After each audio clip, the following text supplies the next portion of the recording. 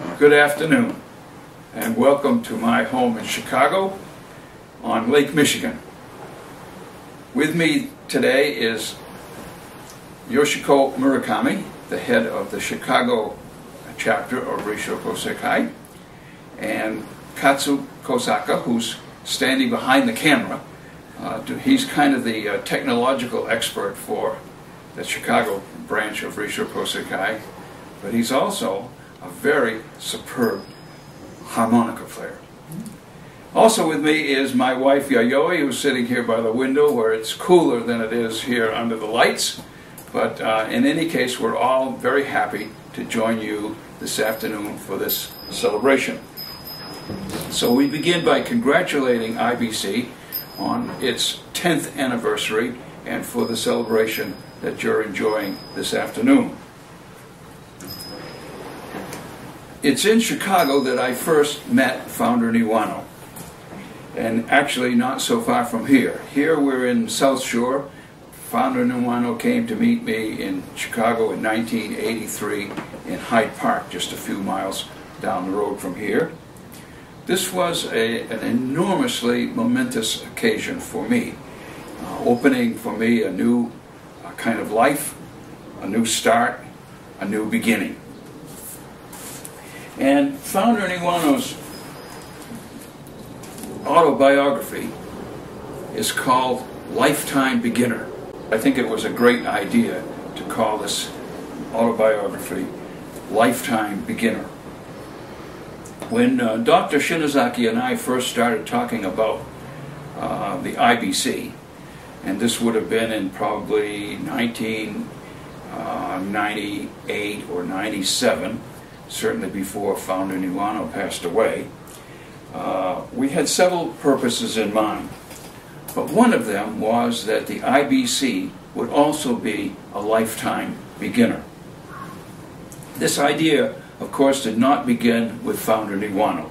It's a Mahayana tradition, perhaps not always or not even often observed, but it's part of the heritage that we have received from the Mahayana Buddhist tradition. It's based, of course, in part on the chapter 2 of the Lotus Sutra, the chapter on skillful means. As you know, I think that the Lotus Sutra is a remarkable book.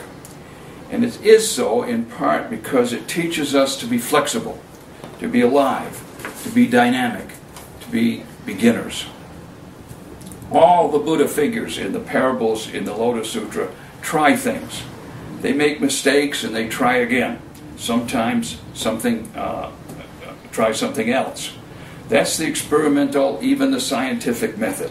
If at first you don't succeed, try again.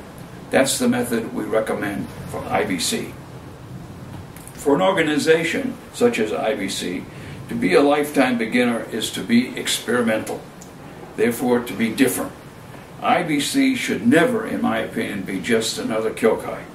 It should be a special kyokai, out ahead, trying new ways, trying things that are different. And, of course, that means making mistakes.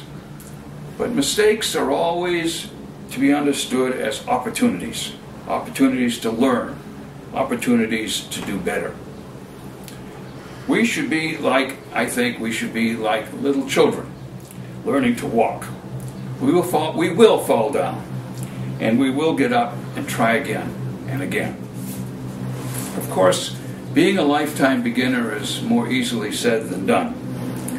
Following traditions and old habits is more comfortable than being a beginner. It's also, following old habits and old traditions is also the way of death, a way leading to death.